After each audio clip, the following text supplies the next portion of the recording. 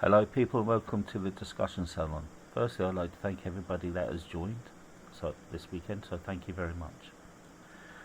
This isn't a topic, but more of a point of view and a bit of my story. And if you'd like to comment on it, and if it can help people, so be it. So that'd be good. A lot of people don't know, but I have suffered from mental health problems for a long while. Like I said, I had to watch my own mother die in front of me. We had to turn off the machine, and if we didn't turn off the machine, the hospital would have taken us to court. It was pretty horrific to be in that situation. I would not like that on anybody, or even in my worst enemy. That is not a nice thing to do. But we try to grow and we try to move on.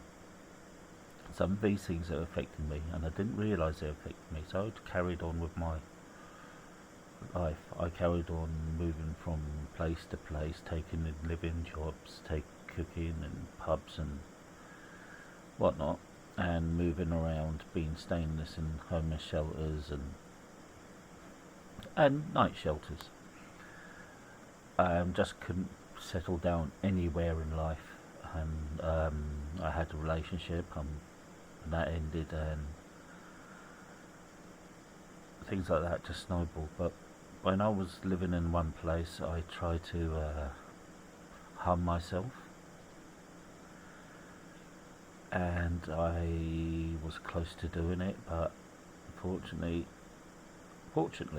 yes, fortunately, I just ended up falling asleep. I drank a bottle of vodka and put the pills there, and I thought I need to be drunk to do this, so drank a bottle of vodka and ended up falling asleep. Well, when one relationship ended, the place I was working, I just thought that was it again.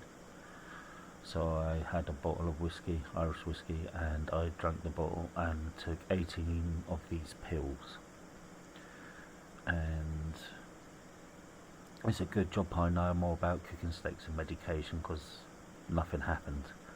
I just laid on a bed and just watched the moonlight and just thought, this is it. I didn't need to tell anybody. I was honestly, if you've been in that situation, if you've done that, you do feel at peace, because you feel like you've made the correct choice. It's a deadly but peaceful calm, and you can't really explain it. As I sat at the window, I laid at the window watching the moonlight, and I thought, well, I'm not going to be here tomorrow. I fell asleep and woke up, and I thought, what the fuck? I thought, if I could lose done. I thought, like I said, fortunately, the pills I took did not have any side effects. It was a moment of madness, but you don't feel like that when you do it. You just don't. And I ended up carrying on working. I didn't do nothing about it. Maybe I should have seen someone talk to about it, but I didn't. I just carried on working and working and working and working. And it wasn't until I lost a job that I ended up being homeless again, because I used to live in places. Haven't had a place of my own, and it's pretty expensive when you live in the south of England or to the west of England. They can get more expensive.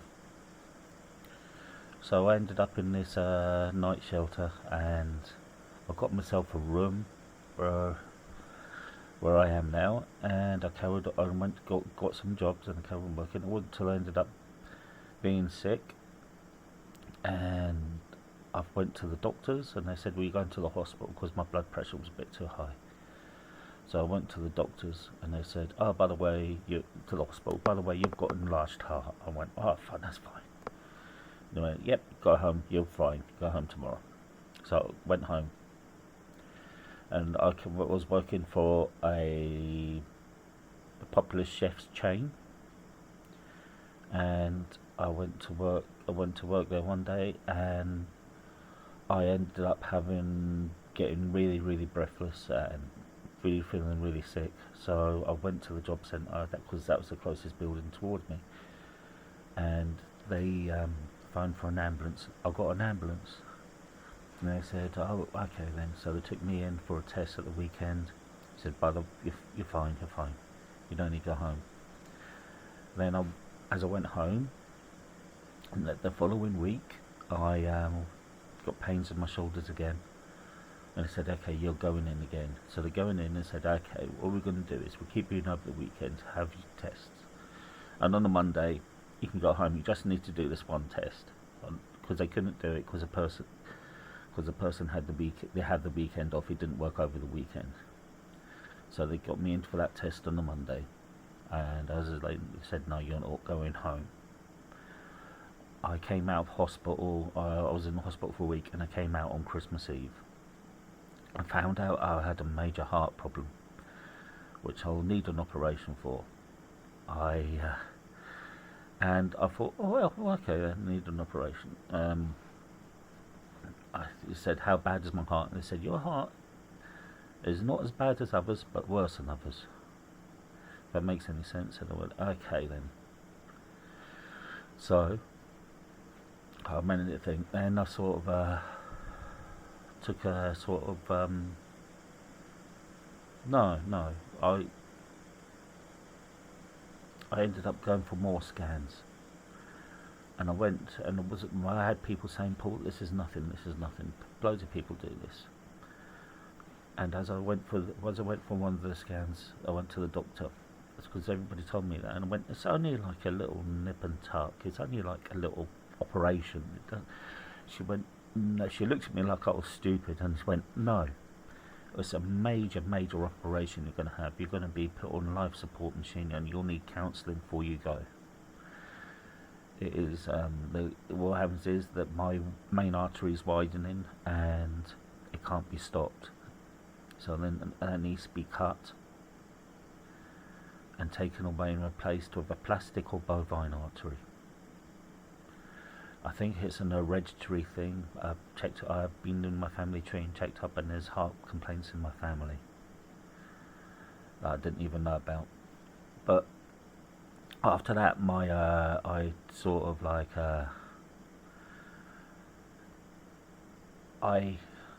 had like a mini breakdown. I was waiting on the bus for the street one day, and I thought I seen snipers on the roof.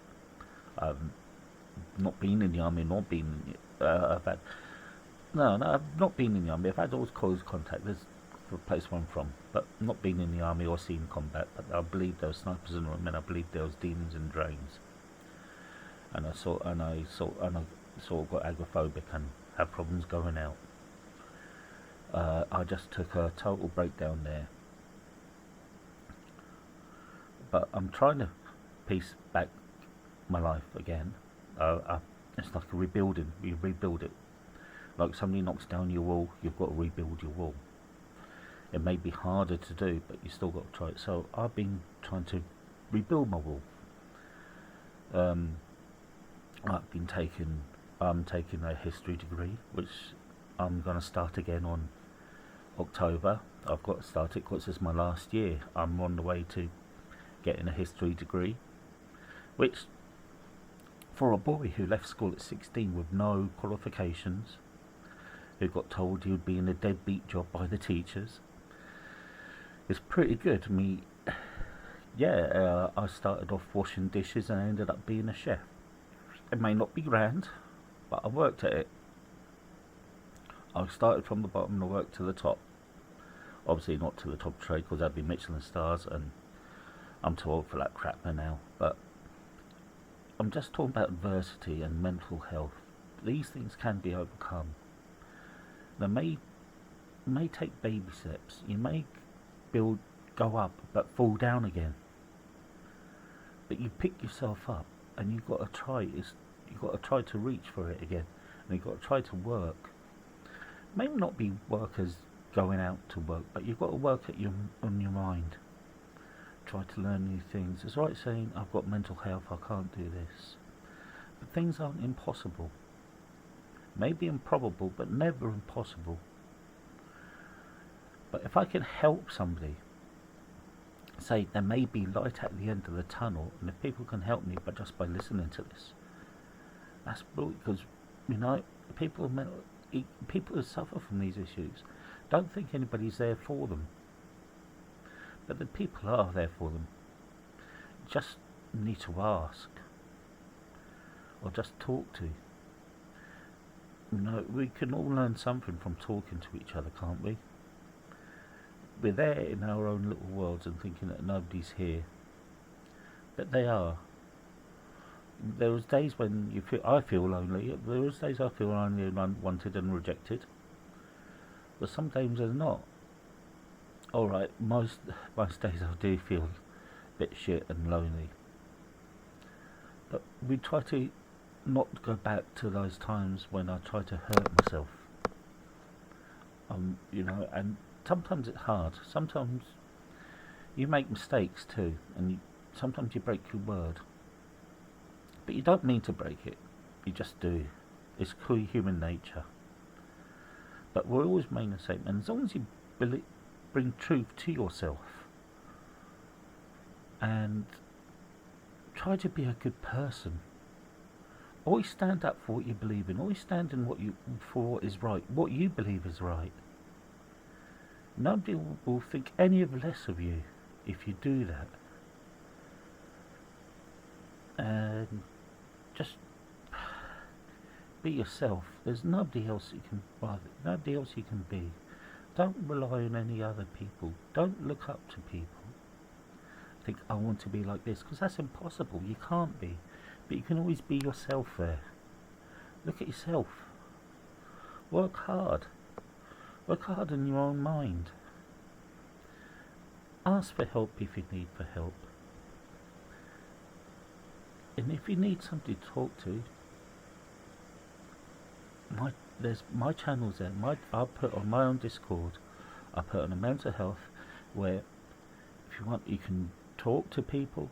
I can put you on there, and it's a private channel. Nobody else is there for you, and we can just chat. If that helps, because sometimes talking does help. And we need to talk to more of each other, and we need to help each other a bit more, I think. But yeah, I don't know what else to say now. Look, mental health and mental illness is an issue. It's an issue that governments are not addressing enough. So if governments are not addressing it enough, maybe the people should. Maybe we should start talking more to each other. Because I don't want to end up going down that road where I need to drink a bottle of whiskey and take pills again. I try not to. It's always at the back of my mind to do that. I'll never stop being that person, but I can prevent it. If that makes any sense, I can stop those thoughts, but they're always going to be there. And sometimes you don't wish that they are. We just need to be, I think you just need to be a bit kinder to each other and a bit more understanding. Okay, this is my little chat. Sorry. If you like this, please hit the like button and share it and subscribe. I believe if this can help anybody, brilliant. I wish it really did. I wish somebody was there for me when I was feeling that low. But look guys, you have a brilliant day. Look after yourselves, be good to one each other, and just take care of yourselves. Alright, thank you. This is Paul, and I'm the Discussion Channel. Thank you very much.